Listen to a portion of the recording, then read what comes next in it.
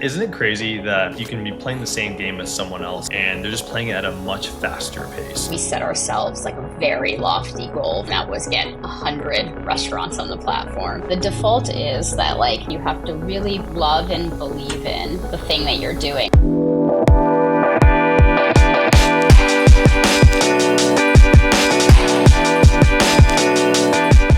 All right, guys, welcome back to Built in America. We have Krystle Mobayeni here. She is a co-founder of BentoBox. Krystle, thanks for coming on the pod. Thanks for having me. I'm really excited. Krystle, why BentoBox? Tell me what happened 12 years ago when you started this company. Yeah. So I was, my background's in web design and digital design, and I had worked at a bunch of agencies in New York, and I was working for myself, and I got some restaurant clients in New York and some really well-known names, which I think was really important in just validating. It wasn't just some like random mom and pop restaurants. And I was just working on their websites, just really, really standard stuff. But after working on a few websites for restaurants, I just started connecting the dots that restaurants were feeling really frustrated at the time with like Yelp, OpenTable, and things that were coming in between themselves and their diners. And their website was like the only place they felt like they had control. And I started, so it had outsized importance for restaurants. And they were trying to kind of just do the same things over and over again. And I was like using WordPress at the time. And since, I knew how to build digital products, it was really a no-brainer to build a platform to just do what they needed. It was going to be easier than kind of like Frankensteining WordPress together to do what they needed. So it was really a natural evolution. Two other things I would say. One was, I've restaurants have always held like a special place in my life, and so I think that when I was able to help industry that like had provided some of the best moments in my life. I think I like listened more, I cared more. And I would say that, I also, at the time, I was really realizing that as a service provider, like a designer, I could only make as much money as I put time into. And so I was really thinking about ways that I could like scale myself. So it was just this like perfect coming together of various things that, had me starting BentoBox in, what was it, April 2013. Krystle, going from the agency life to, building actual product are two different modes, right? We see a lot of people usually stay in the agency world or just be a master of the product. And then eventually sometimes people go from agency to building a product and they start using those skill sets. But the product side of things is just very different than, running the paid media, the paid search and all that aspect, right? What were some of the biggest challenges of translating those skill sets to building a fantastic product today? I mean, I think it went both ways. Well, one, I was already in that mindset. So I was like ready. When I was building things, I was thinking about like how to make them scalable versus like redoing it over and over. It was becoming boring to me to do the same thing over and over again. So I had that kind of like scalable mindset going already.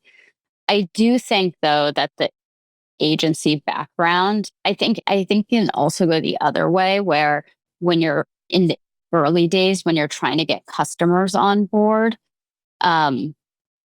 you need to do some unscalable things, really listening to customers, building for them, responding to what they need. And that's a very agency-like mentality. And I think that worked to my advantage at that time to be able to build something, but then translate that to like, okay, now how do I make it? How do I transform this into something where I'm taking the repeatable elements and I'm like separating out the things that might be just very specific to this customer in order to like productize it. And it was like little mental shifts. I remember I was at some dinner early on, I think, I don't know, some kind of tech dinner. And I don't even know who this person was. And I was saying, I've got this client and this client. He's like, you need to stop saying client, start saying customer, because you're building a product. You're not doing like agency work. And so there are these little mindset things that shifted. But in general, I think that there was a combination of using that kind of agency mindset in order to build the right product, but then not getting stuck in just doing one-off things when I was building. Yeah, it seems like you want to leave the agency business to do something a lot more scalable, and the agency business can be scalable, but also you're trading a lot of time and time for money, and you're really intimate with one certain client sometimes. But now you've built a product that has almost zero cost of reproduction. You have a tech platform. These things are highly scalable with a global TAM, right? As you were building this, and you talk about scale, how would you define scale today from starting this 12 years ago to where it is today? Like, how would I, what would I have thought scale was back then versus now? That is correct. um, we did the Techstars program in 2015. And I remember, we set ourselves like a very lofty goal for the end of the program that seems totally unattainable. And that was get 100 restaurants on the platform. And looking back at it, that number felt so big at the time. And just, we had a small team of 3 people, and it was just like, how can we get one more engineer? How do we get our first salesperson? So it was really just like these next milestones that felt really large at the time because we had never done them. And when we sold BentoBox to Fiserv, at that time when we were like right before when we were raising, we did our Series B and our Series C. We're approaching 10,000 restaurants, and that felt like a real feat, a real milestone. And then you get acquired by Fiserv that has 200,000 restaurants. And that's really what attracted me to partnering with Fiserv, was that scale. It was really a step function, between 1 and 10,000. We got every single one of those restaurants and customers on board. And then it was like you jumped to like 200,000, and everything just like explodes, just the size and the pace, and just the different, the level of like professionalism and buttoned upness that you needed to have. There was, there's regulatory things and compliance and just things that like we were completely not aware of, when you're a private company. Yeah, isn't it crazy that you can be playing the same game as someone else, and there's a whole different room across the table from you, and you open up that door and they're just playing it at a much faster pace, and that's what scale to me really is. And I've seen this. I'm in the world of private equity today. We go acquire companies with massive escape velocity in the M&A space, and you see companies that are scaling from 3 million to 135 million in 3 years of EBITDA. First, like when we started, we bootstrapped things, and then we raised a little bit of money and started doing it at a slower trajectory. And I was like, wow, someone is playing the same exact game, but moving at a speed that is unattainable for me to even understand. And so I got into that room, and you start understanding, wow, you can move at a pace that is so much faster if you have A+ people around you that are holding you to a tenure that makes you world-class in all the actions that you do. When you got acquired, what was the biggest learning curve from that acquisition? Yeah. I mean, I think for me as a leader, I had a board and I had investors. And so there was some like reporting up in a sense, but I do feel like I had a really, a great set of like board members and investors where I do feel like we were all partners. So it didn't really feel like there was the reporting up, which I think is the best kind of situation you could be in. So it was always like pushing information down, and I'd really gotten used to that way of working. And yeah, coming into an organization like this, you need to make sure you're communicating down and up and to the side. And that, and me being, I'm a designer, like that's where I started. I think the biggest learning curve in being a leader for me was like, how do I, become extroverted without, even though I wasn't, I was just used to putting on my headphones and just working. And so it just took a lot of my energy to be able to just do that level of communication and get buy-in and get alignment and have the conversation before the meeting and just that whole, but I get it, I get why it happens. it's a different way of doing things. Krystle, you mentioned you raised, a fair amount of money in multiple different rounds to go scale BentoBox. I had my friend on here not long ago who built a company, Hot Menu. You may know them as well. Oh yeah. And he was just on the pod with us last week, and similar, multiple rounds of capital raise. And it is no easy task to go raise capital in this venture space today. Yeah. And there's so many options to go choose from of where they want to go deploy capital. So as you're raising capital, what would you learn from raising so much capital in multiple different rounds? And how do you define a good capital partner? When I was going to raise money, I took that commitment really seriously. Meaning like I was taking capital to generate a return. And that was always very clear to me. And there's the big story, the unicorn story, which obviously we're all trying to get to. And then there's like a bunch of different really great outcomes, along the way. And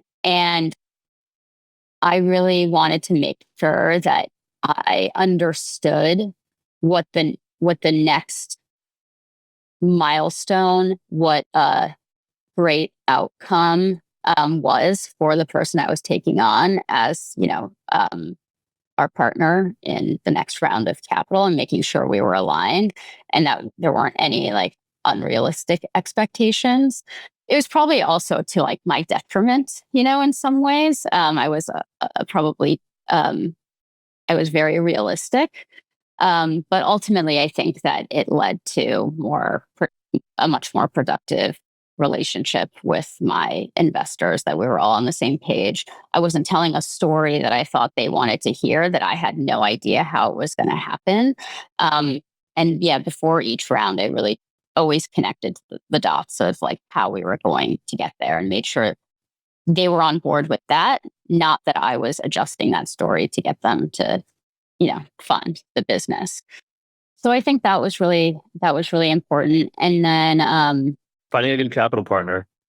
finding a good capital partner, I think it really depended on the stage.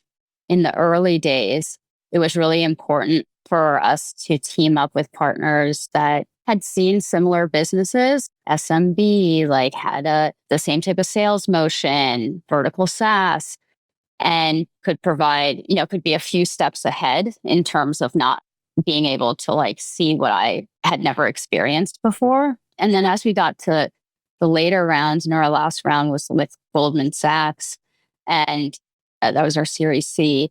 And that was really much more around, scaling and the next stage, and like integration partners, and, what does an eventual exit look like? And, teaming up with Goldman Sachs, they had that kind of like macro view that our, venture investors didn't have. So I think it really depended on what the stage was. And then, there was the thing of like, okay, now you have your earlier investors where you're at a stage with your company that, maybe has surpassed the scale that they've seen. And so how do you maintain that relationship, but, also gently reinforce that, you're scaling beyond, maybe how they can be supported. Yeah, it's different touch points, right? From the people who took a bet on you on day one versus, people who are in there now, the company's doing tens of millions of dollars. I look at raising capital as being an amazing storyteller, and then, talking about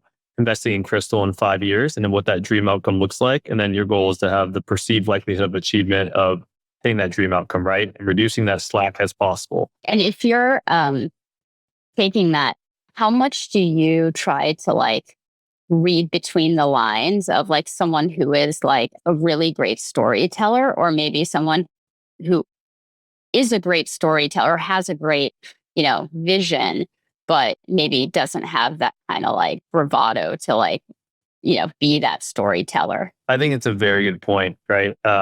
Look, in the end, I think myself, as I'm an investor myself, I do look at the CEO and the founder, and I invest in people first. Oftentimes, the business can be still premature, but I'm investing in the 5-year vision of Krystle. And I want to make sure that I am betting on her because I think that she's going to create something magical in the future. And my fiduciary obligation is to put really good people around her so she can go build the infrastructure around her business. And that's the sole obligation as an investor, right? So, but the caveat to your question is, what happens if you do have a fantastic business today, but you're a subpar storyteller? That's that's an unfortunate deficit on your side. So you have to go work that muscle because it just doesn't serve you today. Yeah. I think knowing how to go craft a message is probably one of the most powerful things you can go do in society today. And it's not practiced enough. It's not taught in school. Yes, you have a little bit of public speaking, but the more you go work that muscle, the magic you'll go create by being able to raise money, attract A+ talent, and really create a cultivated vision around what you're trying to go build. And if you were to pitch me BentoBox today, what would you summarize BentoBox in 30 seconds for the audience to see? Well, we help restaurants through technology elevate the guest experience by providing personalization and boosting profitability. I haven't done this in a long time. Simple and clean. And 12 years ago, these restaurants and digital transformation was very offline at the time. And you found this like moat and window of opportunity. I know more people got into that space later on. What was something that you really saw 12 years ago that maybe many people didn't see? There was this like feeling that people had when they went into a restaurant, whether they were celebrating something, whether they were like getting over a tough day. And so much of it was about the experience. And for me, and I think that what I saw was the fear that these like really important cultural institutions, in my opinion, the fear that they had of technology and how it was going to like destroy their business and it was taking away from everything that was like good. And I think I really saw how technology could expand their business and like deepen those relationships. Like and I don't even know if at that time I saw what it was going to like look like, but I felt, that it was like possible.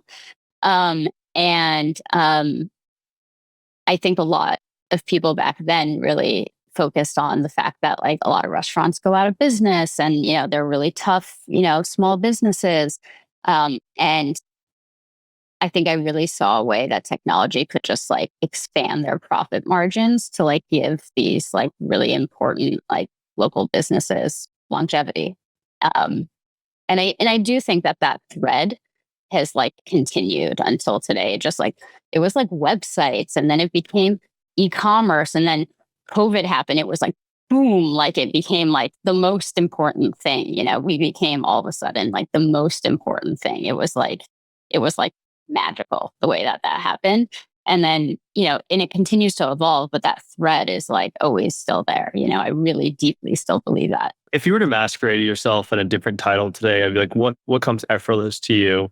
Oftentimes, I saw, CEO of Shopify he demoted himself and became like the chief product officer, right? He just loved building the product itself. If you were to masquerade yourself as not the CEO today and transition your role, knowing what you really love doing in the business, what would that role be? I think like chief experience designer. Yeah. So you care more about the product than anything else. Yeah. Yeah. But specifically like the design of it. And I think design has become so like visual UI, but really design is like so much more beyond that. It's just like the entire experience you have with it. And so it touches product and it touches like the like customer support and customer experience. It's just like the entire experience.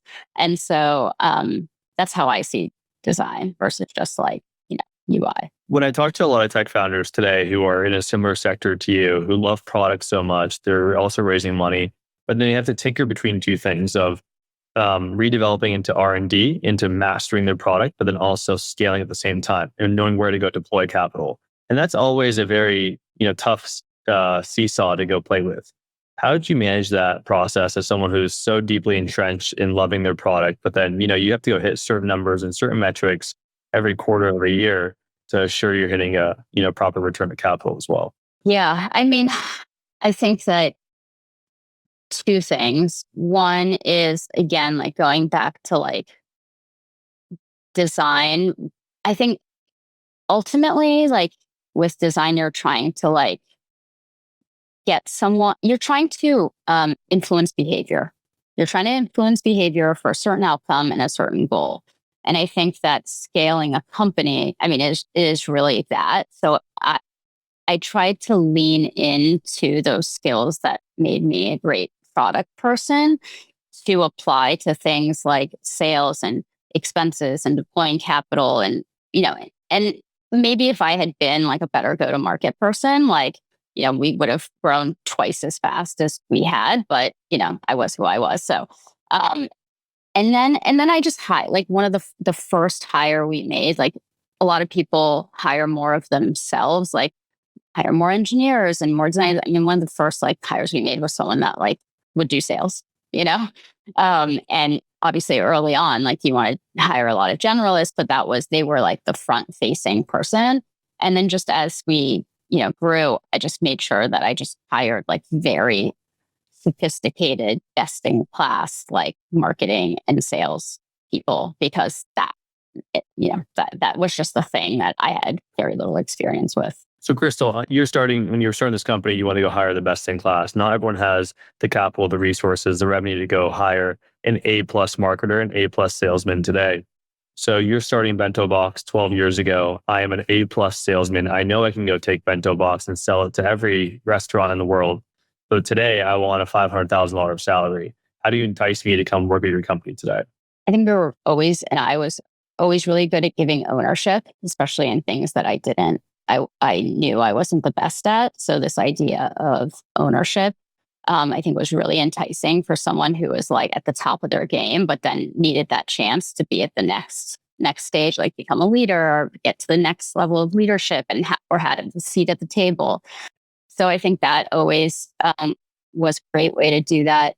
And then I do think that anyone who worked for us or interviewed with us, I think they felt the mission drivenness. And, I always hated the question during interviews, like, what's your culture like? I was just like, you just feel it, because the culture, we were intentional about it, but it did like evolve naturally. But I do think we had like an incredible culture. Like, everyone loved what they were doing. They were all in. Everyone was like cool and nice and supportive. And I think people felt that and they wanted to be in that kind of environment as well. So those are the two kind of things outside of capital. And then equity, and in this case, like, the equity mattered in the end, Looks like it paid off. Yeah. You talk about culture. There's a couple like nuances that I do in culture that to really help entice employees and make sure they're really like warm and fuzzy at all times. Because I think one of the best things I've learned thus far is that the cost of change of a strategic employee is the biggest expense on your P&L. Mm-hmm. And you don't want that opportunity cost to continue to have churn at your company. There is a tactic that I learned, actually, I heard this from Scott Galloway, that he said, if you have 4 people that want to go do anything within a company, but as long as there's 4 of them together, they can go to Tulum for all he cares. They can have his credit card. I know that sounds a little audacious, but what it does is that he found a statistic that people are more inclined to go to work every day because they like the people, they have friends at work, and that actually outweighs a salary and benefits and so forth.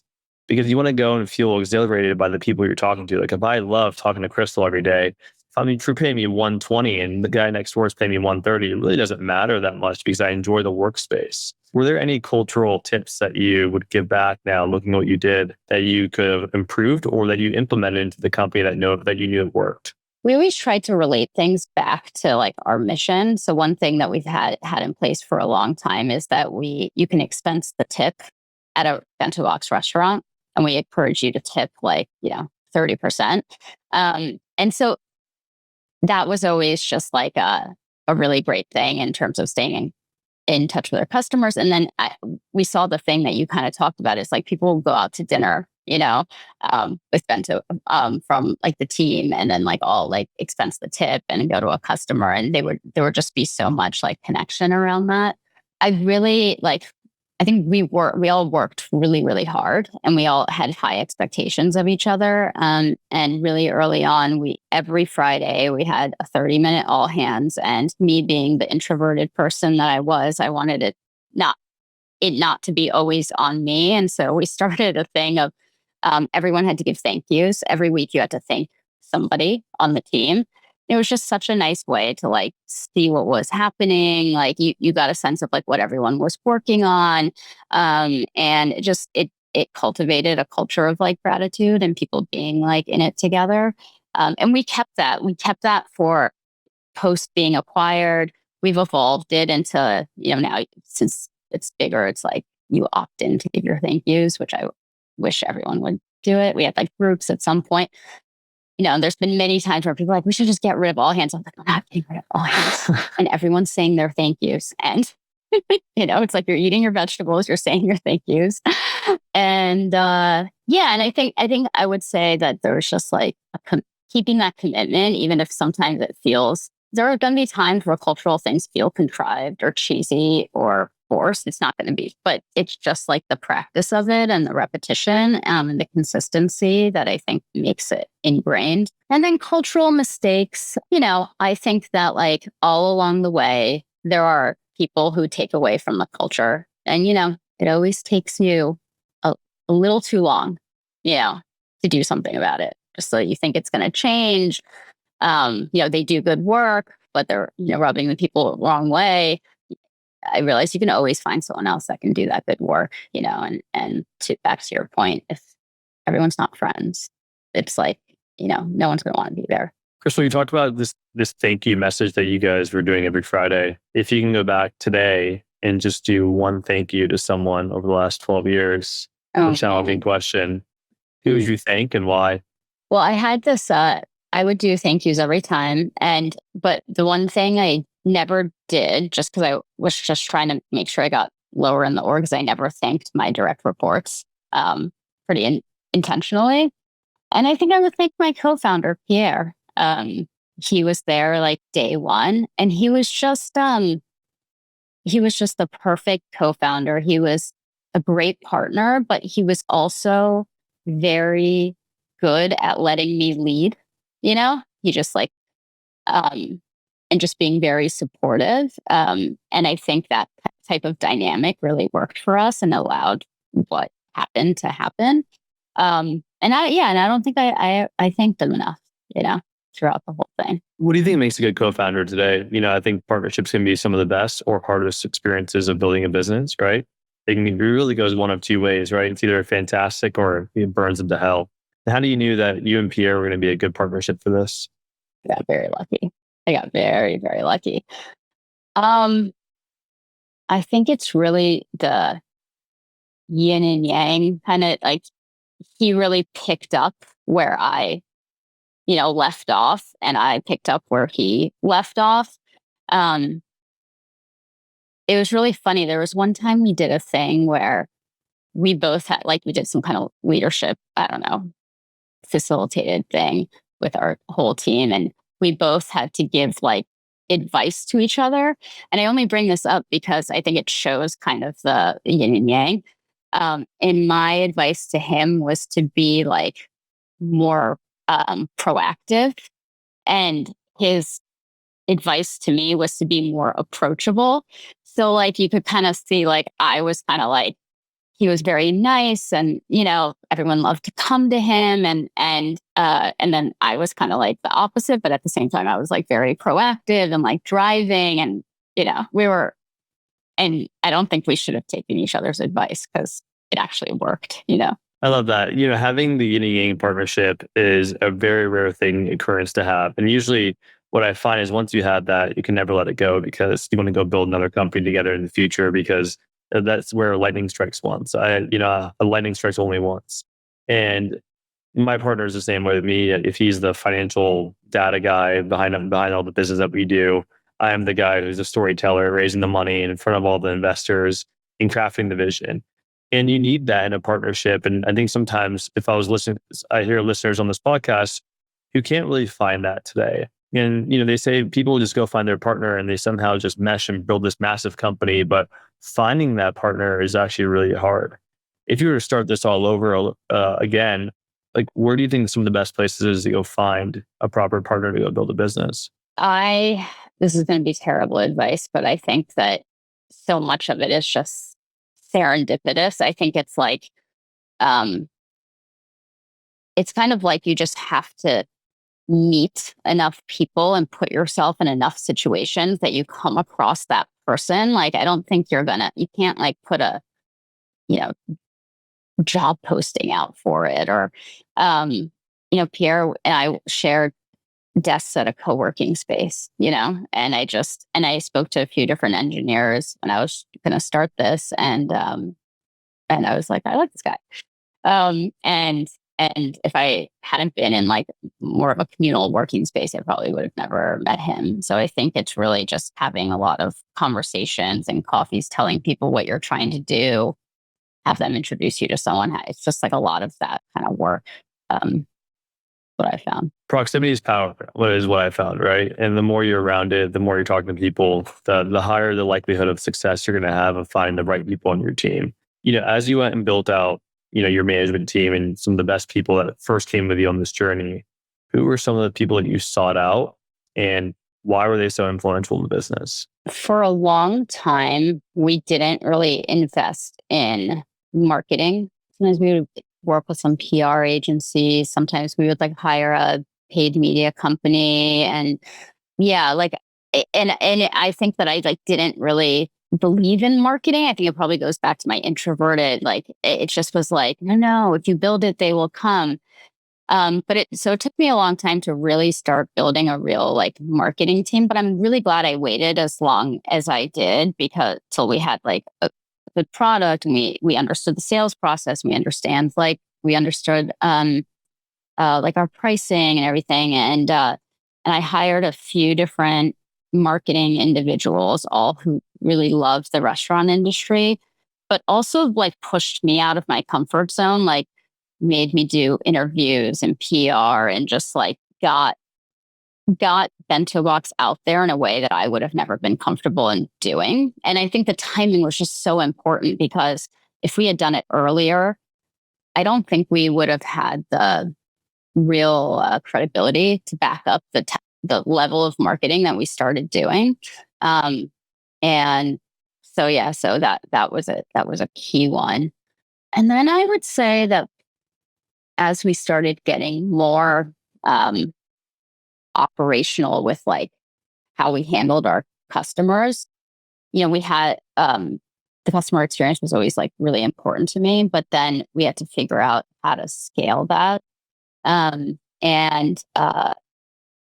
We hired a bunch of people who had restaurant experience, who understood the customer.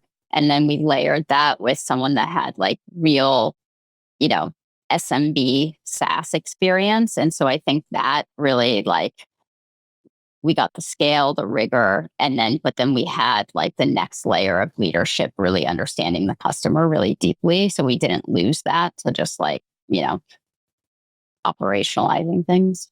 Krystle, I want to pose a unique question to you that hopefully might make you, pontificate and think about this. Is if you had to start all over again and I give you $100, what would be the first thing that you do to start BentoBox? $100 is like metaphorical, right? Like, or is it literally something that costs $100? It's basically saying that what is the first step that you would go do?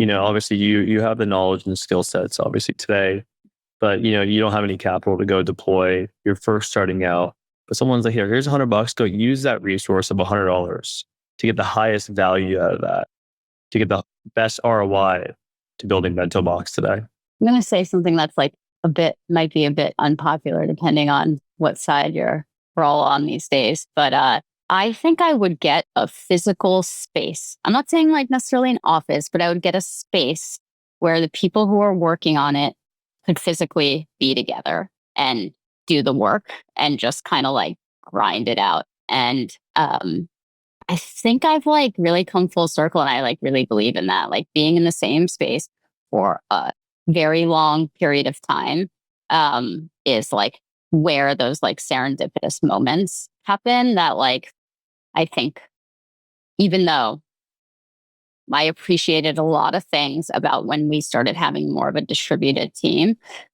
everything was more like scheduled, everything just started being scheduled and like something was like lost in that, I think. Yeah, I think that's a very good point. And the rationale for asking a question like that is I think a lot of people want to go build, buy, do a business today. And there's this first chess move that you have to have like a reactive jolt to and just take massive action. And people are scared to take that big leap of faith because they don't really know what to do. And from what you answered is go find the best people, put them all in a room, put your heads together and go figure this shit out. And that's like the number one thing you need to go do, which I wholeheartedly agree as well, because when you put people in a room today, and I think a lot of people are leaving that remote space and saying, coming back to the office, because magic is when the people are in proximity of one another. So I like that. Yeah. Like your Tulum thing. Exactly. Yeah. Today, you lead the restaurant division at Fiserv, shaping tech for over 125,000 plus restaurants. What's been the most exciting or surprising about the scale you're operating at now? The scale at Fiserv has always been what's been appealing about being part of the company.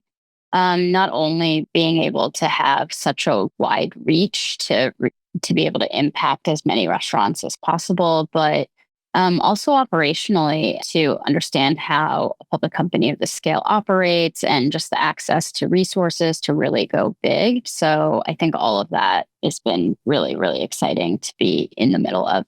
All right, here's a BentoBox announcement. Clover Hospitality by BentoBox launched this month, and it sounds like a game changer. Can you tell the audience what it is and how it's different from what's out there? With Clover Hospitality, I mean, we're so excited about it. It's really, and with BentoBox, we really focused on restaurants, online and digital operations and commerce. And really what Clover Hospitality does is extends that to have a solution for restaurants on premise and connecting all the dots. So it's truly becomes an omni-channel solution for restaurants so that they can operate more efficiently, be able to increase revenue, and most importantly, know their diners better. And that's, being able to deliver great hospitality really starts by really knowing the diner. The leading POS that restaurants are using right now, POS being point of sale, was built, like over a decade ago. So we really leaned into what would it look like today with everything that's changed in the industry, what diner expectations are, what would it look like for a point of sale to be built today for restaurants. And the other factor was that we really built it alongside the restaurant industry. We have a hospitality council that has members from like the top, most well-known, well-regarded restaurants in the US. We met with them on a regular basis. We shadowed their teams. We worked really closely with their servers and their general managers. And it was truly a partnership in getting this product to market. And so we can really truly say that this is a product built for the restaurant industry by the restaurant industry. And that really drives a lot of credibility in addition to just being able to have built the right product, having built it so closely with real restaurant operators. And then from there, we really focused on differentiating capabilities. And we did that by focusing on 3 pillars. The first one being diner-centric and really considering the diner experience as part of this product. And one of the capabilities we introduced to be able to do that is called checklist payments. And really what that allows is really first of its kind payment experience where a diner can put a card on file, dine at a restaurant and never really need to get the bill. They can just get up and go. Whenever they're done with their meal, we like to call it kind of like an Uber-like experience for restaurants. And that helps increase efficiency for restaurants, and it really eliminates the last part of the meal, which is kind of the least enjoyable and sometimes takes longer than people like. Another pillar was intelligent, and really that was all about actionable insights for the front of house staff, like servers and hosts, to be able to reduce admin and improve their performance. So taking out the guesswork from the servers kind of day to day so that they can focus on hospitality and deliver the best experience for diners. And then lastly, we focused on making sure that the platform was very resilient because a lot of interruption and hiccups that happen in the restaurant today are kind of due to technology, and any sort of interruption due to technology is really disruptive for the restaurant. It really creates a chaotic situation. And so we wanted to completely eliminate that from the restaurant experience. And so we have capabilities built in to ensure that restaurants are never down, even if there's like spotty Wi-Fi or low connectivity, or a hiccup in the system. Just the system always operates, and we're very excited to be able to bring this to market. The response has been extremely positive, and just really looking forward to delivering more value to restaurants through Clover Hospitality. Krystle, as we wrap up the pod, I always do a series of rapid fire questions. Okay, I'm ready for it. Krystle, what do you think the point of all this is? Building all these businesses, scaling, selling off to massive companies. We live in this life once, but what is the point of all this to you? Well, I just really want to create value for, someone. And the one that I decided to create value for is restaurants. But I just want to do something valuable and make an impact on, one person's life. And I got lucky enough that I got to do it for tens of thousands. That's awesome. What's intellectually stimulating for you today? I really, I think I spent a lot of time getting really caught up in busy work and decks and admin and running the numbers. And I think I went through a period where I kind of stopped talking to customers.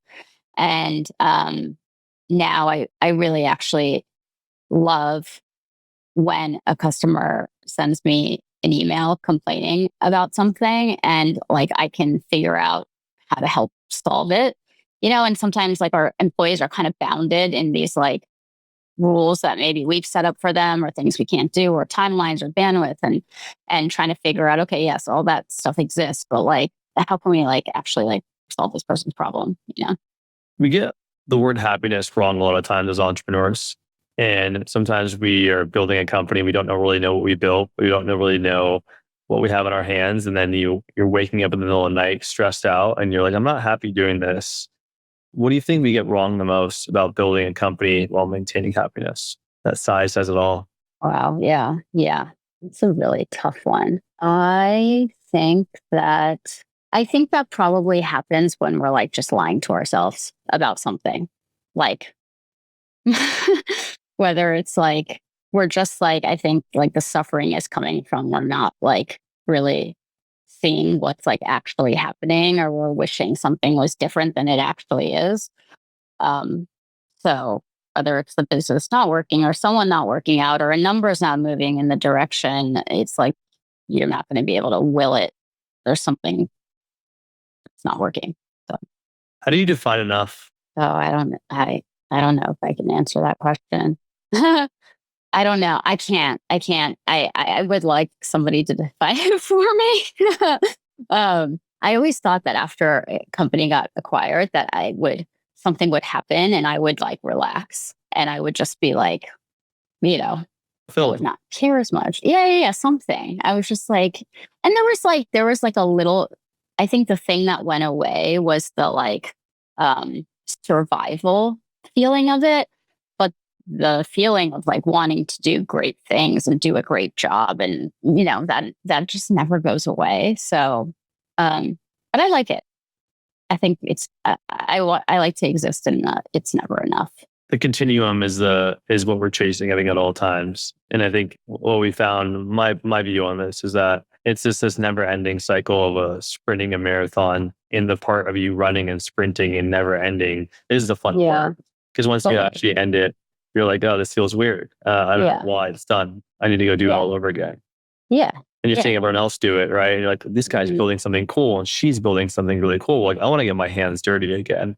I think that's what keeps you stimulated, to be honest. And they say retirement is early past the death, right? So yeah, no, totally. Yeah. And I think it's just it's for people who build businesses. It's some people grow through meditating or through having a family and but my real growth comes through pushing my limits in this kind of environment.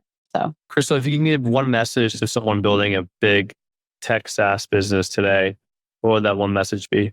I think it's really and we talked about those nights of being up and things not working. I mean, the default is that things are probably not going to work and it's going to be really hard and you're going to have like tons of self-doubt. So I think you have to really love and believe in the thing that you're doing. Like I remember when I had said like I was like thinking about how to scale myself when I was a designer, and I did these like concepts for like a music app or like a design prototyping tool, and then I landed on this restaurant thing, and I love restaurants, and so like when things were really hard and really bad, like I still like loved. You have to just really love the problem, like, because then it makes it makes all the failures and the days when it's not so fun.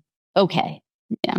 100%. I couldn't agree more. Krystle, it's been awesome to have you on the pod. Where can people find more about you and BentoBox?